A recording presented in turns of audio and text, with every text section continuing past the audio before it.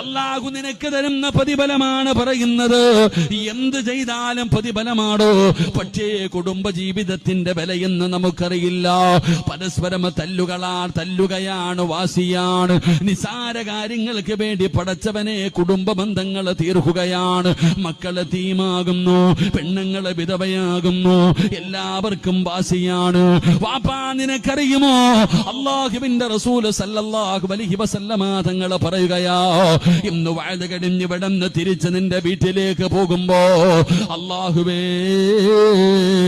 നിന്റെ ഭാര്യയുടെ കയ്യിലൊന്ന് പിടിച്ചാൽ, ഇന്ന് വഅദ് കഴിഞ്ഞ് ഇവിടെ നിന്നിറങ്ങി പോകുമ്പോ നീ മഹർ കൊടുത്ത് വിവാഹം കഴിച്ച നിന്റെ കുട്ടികളുടെ ഉമ്മയായ നിന്റെ ഭാര്യ, ആ പെണ്ണിന്റെ കയ്യില് നാട്ടുകാര് കാണാനല്ല, മക്കള് കാണാനല്ല, നിങ്ങള് സ്നേഹത്തിലാണെന്ന് ജനങ്ങൾ പറയാനല്ലോ, അല്ലാഹുവിന്റെ തൃപ്തി കരുതിയിട്ട് നീ നിന്റെ ഭാര്യയുടെ കയ്യിലൊന്ന് പിടിച്ച ആ കൈവിരലുകൾക്കിടയിലൂടെ അല്ലാഹു നിങ്ങളുടെ പാപം പുറത്തു തരുമെന്ന് നബി മുഹമ്മദ് മുസ്തഫ.